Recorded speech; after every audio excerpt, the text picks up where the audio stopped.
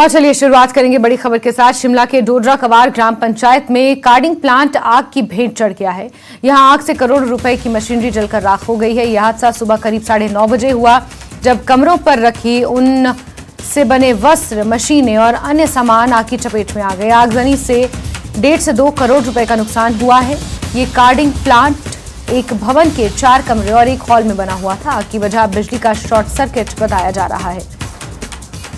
तो तस्वीरें आप देख सकते हैं, शिमला के डोडरा कवार से ये तस्वीरें सामने आई है, जहां एक कार्डिंग प्लांट में अचानक आग लग गई। आग का कारण शॉर्ट सर्किट बताया जा रहा है। 1.5 से 2 करोड़ का यहां पर नुकसान हुआ है। ऊन और ऊन से बनी चीजें यहां पर रखी गई थी और वो सभी जलकर राख हो गई हैं। एक बड़ा नुकसान यहां पर लोगों को हुआ है। शॉर्ट सर्किट की वजह से ये आग लगना बताया जा रहा है। तस्वीरें इस हादसे की सामने आई हैं और क्योंकि डोडरा कवार एक दुर्गम क्षेत्र है, जहां पर आग पर काबू पाना अग्निशमन विभाग के लिए इतना आसान नहीं है और यही कारण है कि समय रहते इस आग को बुझाया नहीं जा सका। शॉर्ट सर्किट की वजह से ये आग लगी है और कार्डिंग प्लांट में ये आग लगी है, जहां पर ऊन और ऊन से बनी वस्तुएं रखी हुई थी। ऊन से बनी वस्तुओं का उत्पाद यहां पर होता है और उसी प्लांट में अचानक आग लगी है।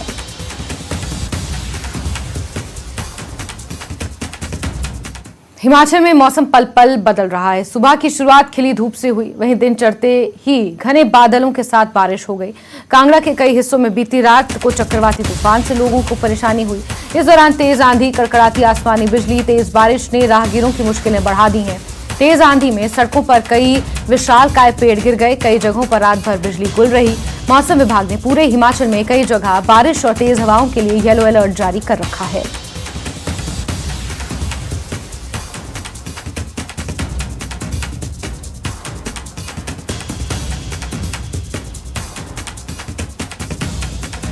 तो लगातार हिमाचल में मौसम करवट बदल रहा है। सीधे रुक करते हैं हमारे सहयोगी विचित्र का। विचित्र, सुबह जब हम आपसे बातचीत कर रहे थे लाइव के दौरान, तो उस वक्त धूप खिली हुई थी और अब अचानक से बादल यहां पर छाए हुए नजर आ रहे हैं। तो ये बात तो स्थापित होती है कि पल पल हिमाचल प्रदेश में मौसम जो है वो करवट ले रहा है और लगातार तापमान में गिरावट दर्ज की जा रही है और जिस तरीके से बारिश हो रही है वो भी लोगों की परेशानी का सबब बनी हुई है। विचित्र,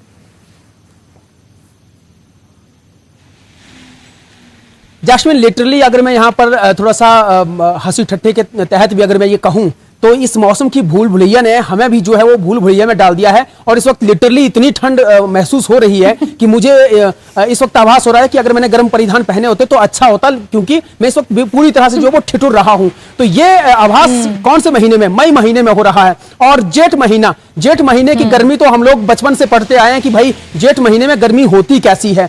प्रचंड धूप पड़ती है और अभी महज 2-4 दिन पहले की बात है किस तरह से प्रचंड गर्मी पड़ रही थी। बात 2-4 दिन की ही नहीं, सुबह की ही बात है, किस तरह से प्रचंड गर्मी पड़ी हुई थी। और मैं जब धर्मशाला के लिए निकल रहा था तो उस वक्त जो है मैंने गर्म परिधान पहनना मुनासिब नहीं समझा, क्योंकि मौसम जिस तरह से था और उस वक्त पूरी तरह से आसमान साफ था। लेकिन उस वक्त भी हम एक बात जरूर कह रहे थे कि मौसम विज्ञान केंद्र की ओर से आज ऑरेंज अलर्ट जारी किया गया है और ऑरेंज अलर्ट के तहत कभी भी जो है बारिश हो सकती है। लेकिन हम लोग यकीन नहीं कर पा रहे थे। लेकिन तस्वीरें मैं साझा करना चाहूंगा, यकीन कर नहीं रहे थे, हमें करना पड़ेगा, क्योंकि जिस तरह से जो है अभी हालात बने हुए हैं और एकदम से टेम्परेचर जो है अब गिर रहा है और 10 से 12 डिग्री 15 डिग्री के बीच में पहुंच रहा है। इससे जो है वो ठिठुरन बहुत ज्यादा बढ़ गई है। एक दिन पहले प्रचंड गर्मी, अब कड़कड़ाती सर्दी। आखिर ये हो क्या रहा है? इसी भूल भुलैया में हर कोई हैरत में है और कहीं ना कहीं परेशान करने वाला भी ये मौसम बना हुआ है। और ना केवल इस सर्दी गर्मी के आभास तक ही हम लोग सीमित हैं, बल्कि जो हमारे कृषक हैं, जो किसान भाई हैं, जो बागवान भाई हैं, वो भी पूरी तरह से परेशान है, क्योंकि कई जगहों पर 30 से 40 घंटे किलोमीटर प्रति की रफ्तार से जो है जो हवाएं चली हैं, तेज हवाएं चली हैं, चक्रवाती तूफान यहां पर चला है। उसकी वजह से जो है कईयों के पौधों से जो है जो इस वक्त फ्रूट्स जो निकले हुए थे वो गिरकर जो है वो मटिया मेट हो गए हैं। चाहे वो लीची की बात करें, चाहे आम की बात हो, चाहे वो प्लम की बात हो, खुमानी की, आड़ू की बात, हर चीज जो है इस वक्त जो है ओलावृष्टि की चपेट में है, तूफान की चपेट में है और बहुत नुकसान बागवानों को हुआ है। ठीक उसी तरह से किसानों को भी बहुत नुकसान हुआ है। नाहन की अगर बात करें, वहां पर इस वक्त लहसुन की जो खेती है जो होती है उसको अब निकाला जा रहा है, लेकिन वहां पर बारिश की वजह से वो खेती जो है अब कहीं ना कहीं निकाली तो जा रही है, लेकिन वो अब कहीं ना कहीं सड़ सकती है अगर इसी तरह से बारिश होती रही। और कई जगहों पर इस तरह से तस्वीरें जो हमारे सामने आई हैं, जिस तरह से चंबा में बीते कल एक शख्स जो है वो इस तरह से पानी आया कि उसमें बहकर चला गया, तो वहां पर जानी नुकसान भी कहीं ना कहीं इसी महीने में बारिश में हो रहा है। ऐसा आभास तो बरसात में हुआ करता था जैस्मिन, ऐसा आभास तो सर्दियों के वक्त होता है, जिस तरह से आबो हवा, जिस तरह से यहाँ की फिजाएं बन गई थी, एकदम से यहाँ पर बादल छा गए थे।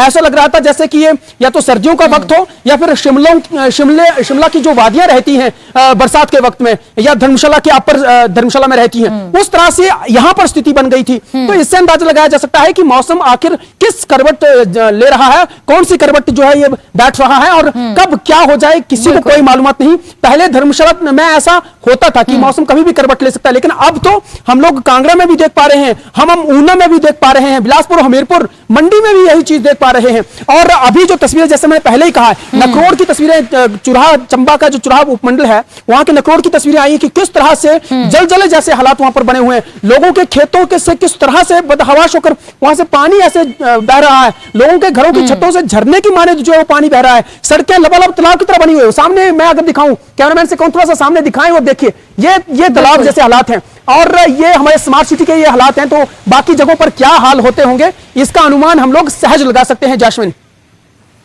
बिल्कुल बिल्कुल विचित्र अनुमान लगाया जा सकता है, जिस तरीके से सड़कें तालाब में तब्दील हो गई हैं और तापमान में लगातार गिरावट दर्ज की जा रही है। पर्यटन पर भी इसका काफी असर पड़ता हुआ नजर आ रहा है। विचित्र, हमसे जुड़ने के लिए और इन तमाम अपडेट्स के लिए आपका बहुत बहुत शुक्रिया।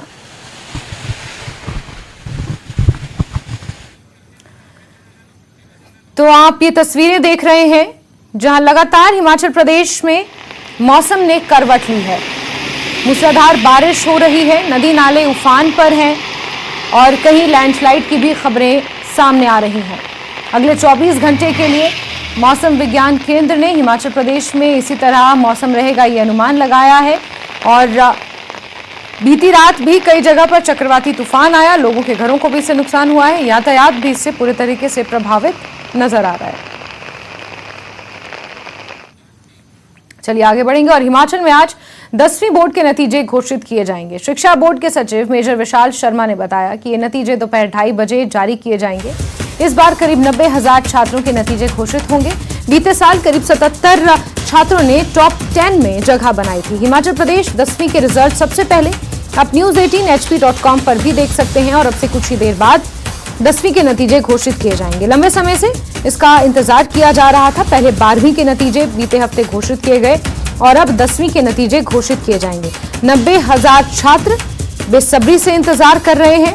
बीते साल 77 छात्र टॉप 10 में आए थे और इस बार किस तरीके से ये रिजल्ट रहेगा देखना अपने आप में काफी महत्वपूर्ण होगा। पहली बार कोविड के बाद बच्चों ने ऑफलाइन एग्जाम दिए हैं और उसका कितना असर इन नतीजों पर पड़ेगा ये भी देखना काफी महत्वपूर्ण होगा। शिक्षा बोर्ड के सचिव विशाल शर्मा ने ये बयान दिया है कि 2:30 बजे हिमाचल प्रदेश स्कूल शिक्षा बोर्ड 10वीं के नतीजे घोषित करने वाला है। और हमारे सहयोगी विचित्र इसी खबर पर एक बार फिर से हमारे साथ जुड़ गए हैं। विचित्र, 10वीं के रिजल्ट भी आने वाले हैं और 2:30 बजे ये माना जा रहा है कि 90,000 बच्चे जो इंतजार कर रहे थे उनका इंतजार अब खत्म होगा और 10वीं के नतीजे आएंगे और उसके बाद किस तरीके से यहाँ पर माहौल देखने को मिलेगा, कितने बच्चे उसमें टॉप करेंगे, इसकी चर्चा भी होगी। विचित्र, निश्चित तौर पर, क्योंकि इंतजार, ये बच्चों का जो इंतजार होता है जब एग्जाम होते हैं और एग्जाम के बाद जिस तरह से बच्चे इंतजार करते हैं वो इंतजार बहुत लंबा अनुभव होने लगता है, बहुत लंबा महसूस होने लगता है। क्योंकि ये बात हम दावे के साथ कह सकते हैं क्योंकि हम और आप और बहुत सारे ऐसे बच्चे जो हैं वो इसी दौर से गुजरे हैं, गुजरते हैं और गुजरते रहेंगे। तो ऐसे में जो है आज जो मैट्रिक का रिजल्ट आ रहा है, करीब करीब 90,000 बच्चे जो हैं वो मैट्रिक के रिजल्ट उन्होंने 10वीं के ये इन परीक्षाओं में जो है वो बैठे थे। साल 2022 और 23 का ये जो सेशन रहता है लेकिन आजकल जिस तरह से ये टर्म 1 टर्म 2 में जिस तरह से एग्जाम चल रहे हैं, टर्म 1 के जो एग्जाम होते हैं वो अक्टूबर और नवंबर में होते हैं जैस्मिन, और उसका जो रिजल्ट होता है वो उसी वक्त जो है उसका मूल्यांकन कर लिया गया होता है, और उसके बाद मार्च महीने में जो परीक्षाएं ली जाती हैं उसको टर्म 2 कहा जाता है, और उसके जो मूल्यांकन होता है दोनों ही टर्म 1 और टर्म 2 की जो परीक्षाएं होती हैं उनको कैलकुलेट करके उनका मूल्यांकन करके जो है दोनों का एक रिजल्ट निकाला जाता है, और वही वार्षिक जिसको हम सालाना रिजल्ट कहते हैं, और वही सालाना जो रिजल्ट है आज मैट्रिक वालों का वो आज निकल रहा है। अगर हम लोग बीते साल की बात करें या इससे पहले की बात करें तो यही रिजल्ट जो है वो कम से कम जून महीने में आया करते थे, और कोविड में तो ये जुलाई तक सरक गया था, जुलाई तक इंतजार बच्चों को करना पड़ा था। तो लास्ट ईयर की बात करें तो 28 जून को ये रिजल्ट आया था, यानी एक पूरा एक से ज्यादा का वक्त, एक महीने से ज्यादा का वक्त जो है इंतजार करना पड़ा था। लेकिन आज देखिए कि कहीं ना कहीं जो है बोर्ड ने ये फैसला जो है बहुत त्वरित लिया है, क्योंकि मार्च महीने में ही परीक्षाएं जो है मुकम्मल हुई थी और अप्रैल महीना लिया, और उसके बाद मई के आखिर में ये रिजल्ट्स जो है वो डिक्लेयर कर रहे हैं। तो ये अपने आप में बहुत बड़ी बात है, और रिजल्ट्स के लिए जहां पर इनका मूल्यांकन हुआ है, बीते साल 49 मूल्यांकन केंद्र बनाए थे, और इस साल जो है 43 मूल्यांकन केंद्र जो है वो बोर्ड की ओर से बनाए गए थे जैस्मिन, और उसमें पुख्ता कड़ी निगरानी रखी गई थी, क्योंकि देखिए रिजल्ट्स परिणाम जो होते हैं, परीक्षा परिणाम जो होते हैं उससे कोई समझौता नहीं किया जा सकता है, उनकी सिक्योरिटी से लेकर उनकी सुरक्षा से लेकर। तो ऐसे में जो है बोर्ड की ओर से बाकायदा अपनी फ्लाइंग स्क्वाड होती है, अगर उनको वहां पर जाकर खुद जो चेकिंग जो कर रहे हैं उन पर भी कैसे नजर रखनी है, ये भी उनका अपना कोई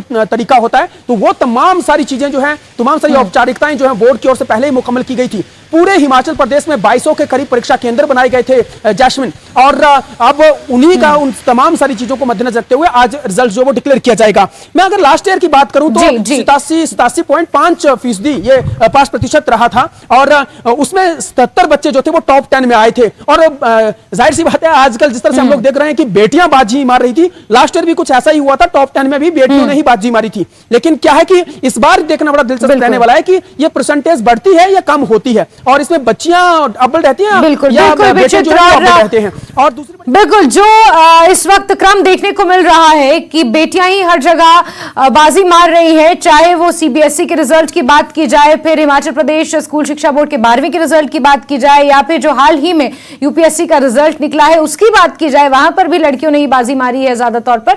और अब हिमाचल प्रदेश की 10वीं का बोर्ड का रिजल्ट निकलने वाला है, किस तरीके से ये रिजल्ट रहेगा देखना काफी अहम होगा। विचित्र हमसे जुड़ने के लिए आपका बहुत बहुत शुक्रिया।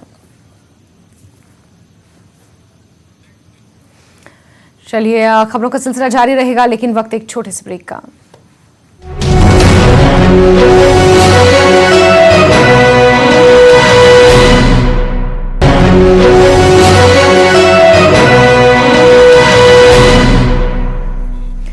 आगे बढ़ते हैं ब्रेक के बाद। शिमला में राज्य बिजली बोर्ड कर्मचारियों का हल्ला बोल देखने को मिला। विद्युत भवन के बाहर हजारों कर्मचारियों ने प्रदर्शन किया। ये कर्मचारी ओपीएस बहाली की मांग को लेकर प्रदर्शन कर रहे हैं। इन कर्मचारियों में बिजली बोर्ड में ओपीएस लागू ना होने को लेकर रोष है। तो बिजली बोर्ड के कर्मचारी अब धरने पर उतर आए हैं। ओपीएस में इन्हें शामिल ना करने को लेकर इन तमाम कर्मचारियों में रोष है। विद्युत भवन के बाहर इन्होंने इकट्ठा होकर विरोध प्रदर्शन भी जताया, और ओपीएस में इन्हें शामिल किए जाने को लेकर ये सभी विरोध प्रदर्शन कर रहे हैं। ध्यान आकर्षण लाना चाहूंगा कि आज जो बिजली बोर्ड की मैनेजमेंट है उसकी नॉन सीरियसनेस आप यहीं से अंदाजा लगा सकते हैं। पिछले कल हमने उनको परिचित कराया, कल हिमाचल प्रदेश के कोने कोने से हजारों कर्मचारी आएंगे, लेकिन आज उड़न खटोला लेकर के किन्नौर में घूम रहे हैं।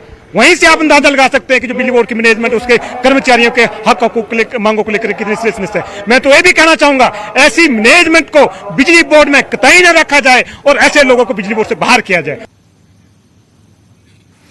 सड़क हादसों को लेकर हिमाचल पुलिस की एक रिपोर्ट सामने आई है, जिसमें चौंकाने वाले खुलासे हुए हैं।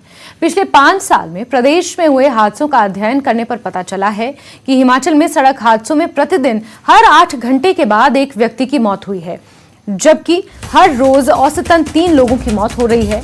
औसतन 11 लोग जख्मी हो रहे हैं। प्रदेश में हर साल औसतन 2600 से ज्यादा सड़क हादसे होते हैं। इसका मतलब है कि पिछले 5 सालों में हर साल हिमाचल में 1000 से ज्यादा लोग अकाल मृत्यु का शिकार हुए हैं, जबकि सैकड़ों घायल ऐसे हैं जो जिंदगी भर के लिए अपाहिज हो जाते हैं।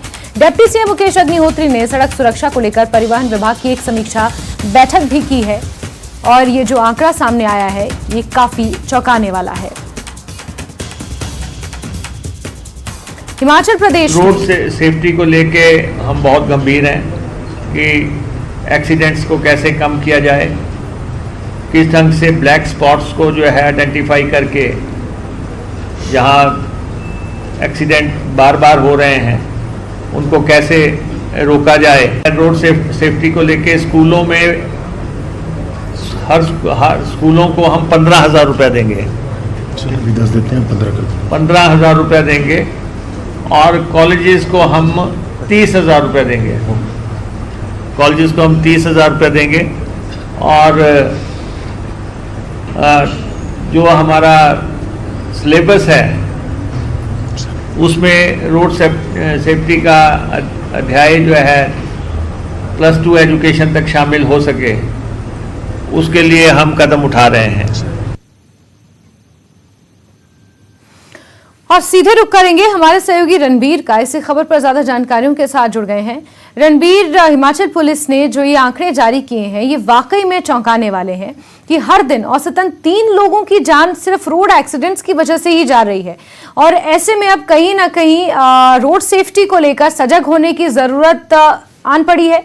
और इसी के मद्देनजर यहाँ पर परिवहन मंत्री और डिप्टी सीएम मुकेश अग्निहोत्री ने एक प्रेस कॉन्फ्रेंस भी की है। क्या कुछ अहम जानकारियां इस प्रेस कॉन्फ्रेंस से निकल कर आई हैं और ये जो रिपोर्ट जारी की गई है इसके हवाले से और क्या डिटेल्स निकल पाई हैं रणबीर? जी हाँ, एक्सीडेंट्स को लेकर जो हिमाचल पुलिस की जो रिपोर्ट रहती है, इस साल भी जो आंकड़े जारी किए गए हैं अप्रैल तक के, तो ये शुरुआती जो 4 महीने 1007 के करीब जो है एक्सीडेंट्स हिमाचल में हुए हैं। जो औसतन जो मौतें हैं जो सड़क हादसे होते हैं हिमाचल में, तो उसकी संख्या 1000 से ज्यादा लोग जो हैं वो मारे जाते हैं। तो इस वक्त हम राजधानी शिमला में है, ये तस्वीरें भी यहाँ पर दिखाना चाहेंगे। बहुत सारी जगह ऐसी यहाँ पर है जहाँ पर रोड एक्सीडेंट जो है होते हैं। यहाँ की जो टोपोग्राफी है ना केवल शिमला की, पूरे हिमाचल की, यहाँ पर जो रोड्स बने हैं पहाड़ों पर, वहां पर ब्लैक स्पॉट्स काफी ज्यादा होते हैं। कई बार जो है क्रैश बैरियर्स नहीं होते हैं, वो भी एक्सीडेंट का मेजर कारण बनते हैं। लेकिन यहाँ पर जो अभी तक जो हिमाचल पुलिस की जो रिपोर्ट है उसके अनुसार ये पाया गया है, जो जांच हुई है उसमें ये पाया जाता है कि 90% से ज्यादा जो है ड्राइवर्स की गलती होती है। उसमें लापरवाही से गाड़ी चलाना, नशे की हालत में गाड़ी चलाना और तेज रफ्तार से गाड़ी चलाना इस टेरेन में ये एक बड़ा कारण बनता जा रहा है। और खराब सड़क, मौसम भी एक बड़ा कारण है। लेकिन ज्यादातर जो यहाँ पर पहाड़ों में जिस तरह की सड़कें बनाई जाती हैं, ये तस्वीरों के जरिए हम कुछ दिखाने की कोशिश कर रहे हैं कि किस तरह से जो खासकर जो बाहरी लोग हैं वो जब यहाँ पर आते हैं उन्हें किस तरह से सावधानी बरतनी होगी। जो हिमाचल के लोग हैं उन्हें भी ये समझना होगा कि एहतियात बरतना कितना जरूरी है, रोड सेफ्टी पर गंभीर होने की जरूरत है। देखिए जैस्मिन, ये रिपोर्ट बताती है कि साल में 1000 से ज्यादा लोगों की जान जाना, ये बहुत चौंकाने वाली रिपोर्ट है और ये जो है चिंता में डालने वाली रिपोर्ट है। 3000 से 4000 के करीब जो लोग हैं वो घायल हो जाते हैं हर साल। औसत अगर देखें हम हर साल सड़क हादसों की, तो इस छोटे से प्रदेश में 2600 से ज्यादा है। तो कोशिश ये की जा रही है कि एक तो जागरूकता लाई जाए। जागरूकता जो है वो शैक्षणिक संस्थानों के माध्यम से आ सकती है। जैसा डिप्टी सीएम ने कहा भी है कि स्कूलों और कॉलेजों में जो सिलेबस है, जो पाठ्यक्रम है, उसमें एक चैप्टर जो है रोड सेफ्टी का जो है पढ़ाया जाएगा। अलग से इंसेंटिव भी दिया जाएगा। स्कूलों को 15,000 और कॉलेजेस को 30,000 रुपए दिए जाएंगे, जो गतिविधियां इसके तहत आयोजित की जाएगी। और हिमाचल में भिन्न भिन्न स्थानों पर लोगों को जागरूक करने के लिए अलग अलग तरह के जो कार्यक्रम है उनका आयोजन किया जाएगा, क्योंकि ये जो है एक बहुत बड़ी संख्या है। एक तरह का हम ये कह सकते हैं कि एक साल में 1000 लोगों का सड़क हादसों में मारा जाना किसी महामारी से कम नहीं है। तो हमारे हाथ में क्या है, बिल्कुल, सुरक्षा ना केवल राज्य सरकार की जिम्मेदारी है, व्यक्तिगत तौर पर भी लोगों की जिम्मेदारी है कि किस तरह से। बिल्कुल रणबीर, आपने सही कहा कि कहीं ना कहीं ये एक सोशल रिस्पॉन्सिबिलिटी भी है कि सड़क सुरक्षा के बारे में लोगों को जागरूक किया जाए। रणबीर, यहाँ पर इस चीज पर गौर करना जरूरी हो जाता है क्योंकि जो हिमाचल के निवासी हैं और जिस तरीके से हिमाचल की टोपोग्राफी है और उस टोपोग्राफी में सड़कों का निर्माण जिस तरीके से होता है, हम और आप ये समझते हैं कि एक हिमाचली जानता है कि किस रोड पर किस तरीके से गाड़ी चलानी है। लेकिन क्योंकि हिमाचल टूरिज्म डेस्टिनेशन भी है, कुल्लू मनाली भी बहुत सारे टूरिस्ट घूमने आते हैं, शिमला भी बहुत सारे टूरिस्ट घूमने आते हैं, चंबा भी जाते हैं, कांगड़ा भी जाते हैं, तो उन टूरिस्ट को किस तरीके से जागरूक किया जाए और क्या ये आंकड़ा सिर्फ हिमाचल नंबर प्लेट्स का है या फिर बाहरी राज्यों से भी गाड़ियां जो एक्सीडेंट का शिकार होती हैं उन गाड़ियों को भी इसमें सम्मिलित किया गया, शामिल किया गया? किस तरीके से इस आंकड़े को बाइफिकेट किया जाए ताकि बाहर से आगे आने वाले टूरिस्टों को भी यहां पर जागरूक रहने के लिए कदम उठाए जाए, उन्हें जागरूक करने के लिए भी यहां पर प्रावधान किए जाएं?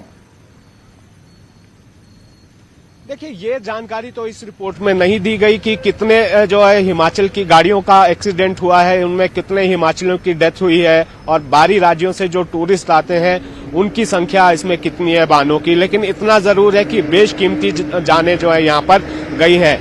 कई बार हमने देखा कि हिमाचल की टोपोग्राफी की बात आपने की, हिमाचल का मौसम भी कई बार जो है जानलेवा हो जाता है। हालांकि प्रशासन की तरफ से बार बार कहा जाता है कि जो अनावश्यक रूप से जो यात्रा करनी होती है उसको जो है टाला जा सकता है। खतरा किस तरह से है, कई स्थानों पर पहाड़ी से जो है पत्थर गिरते हैं, लैंडस्लाइड की जो है घटनाएं बहुत सारी होती हैं, उसमें जो है नुकसान उठाना पड़ता है, बेशकीमती जाने यहाँ पर जाती हैं। तो कुल मिलाकर ये साझा प्रयास होना चाहिए, ना केवल जो जनता यहाँ पर हिमाचल की जनता है, जो बाहर से भी लोग आते हैं, क्योंकि अगर हम अपनी सुरक्षा हम जो है खुद सुरक्षित होकर चलेंगे तो ये जिम्मेदारी हमारी भी ये होनी चाहिए कि सामने वाले का भी हमें ख्याल रखना है। तो कुल मिलाकर कोशिश यही है कि ये जो संख्या है हादसों की वो कम की जानी चाहिए। वो सरकारी स्तर पर ब्लैक स्पॉट जो है ठीक करने की बात कही जाती है, सड़कें खराब होती हैं और कई बार जो है ऐसे जगह पर रोड खोला जाता है जहां पर खुलने की संभावना नहीं होती। शिमला की अगर बात करें तो अपर शिमला जो है एक्सीडेंटल प्रोन एरिया है, तो बहुत सारे जो है यहाँ पर हादसे होते हैं। तो कुल मिलाकर ये जो है साझी पहल होनी चाहिए, न केवल राज्य सरकार की बल्कि नागरिकों की भी। जैस्मिन। बिल्कुल रणबीर, ताकि ये जो आंकड़े हैं जो वाकई में चौंकाने वाले हैं इन पर थोड़ी कमी आए और इन पर लगाम लग सके। रणबीर, बहुत शुक्रिया तमाम अपडेट्स के लिए। और सूत्रों के हवाले से खबर है कि कांग्रेस नेता राहुल गांधी चंडीगढ़ रवाना हो गए हैं। वो मंगलवार सुबह ही शिमला पहुंचे थे। छराबड़ा में अपनी बहन प्रियंका गांधी के घर पर वो रुके हुए थे और जानकारियां मिल पा रही हैं कि वो वापस चंडीगढ़ के लिए रवाना हो गए हैं। तो राहुल गांधी का ये काफिला भी आप देख रहे हैं जो छराबड़ा में अपनी बहन प्रियंका गांधी वाड्रा के घर पर मंगलवार सुबह पहुंचे थे। ट्रक से उन्होंने शिमला तक का सफर तय किया था। ट्रक ऑपरेटरों की उन्होंने समस्याएं भी सुनी थी और अपनी बहन प्रियंका गांधी वाड्रा जिनका घर छराबड़ा में है वहां पर रुके थे और अब जानकारी निकल कर आ रही है कि वो चंडीगढ़ के लिए वापस रवाना हो गए हैं। और जो आप वीडियो इस वक्त देख पा रहे हैं वो राहुल गांधी के काफिले का ही है। आगे बढ़ते हैं खबरों में। सीएम सुक्खू आज कांगड़ा से दिल्ली दौरे पर चले गए, लेकिन उनका कल फिर दिल्ली से देहरा लौटने का कार्यक्रम है। सूत्रों के हवाले से खबर है कि दिल्ली दौरे के दौरान सीएम सुक्खू तेलंगाना भी जा सकते हैं जहां इस साल चुनाव होने हैं। ऐसे में उनके कांगड़ा प्रवास को लेकर अब संशय की स्थिति बन गई है। फिलहाल उनके देहरा दौरे को लेकर तैयारियां जारी हैं।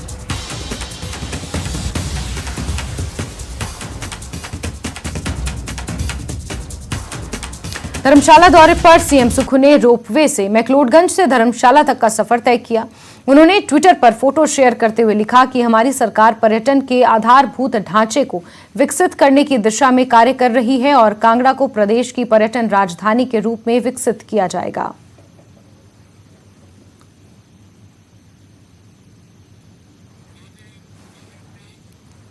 और इसी के साथ अपना हिमाचल में अभी के लिए बस इतना ही, लेकिन हिमाचल प्रदेश की अहम खबरों के लिए आप जुड़े रहिए न्यूज़ 18 GKLH के साथ। नमस्कार।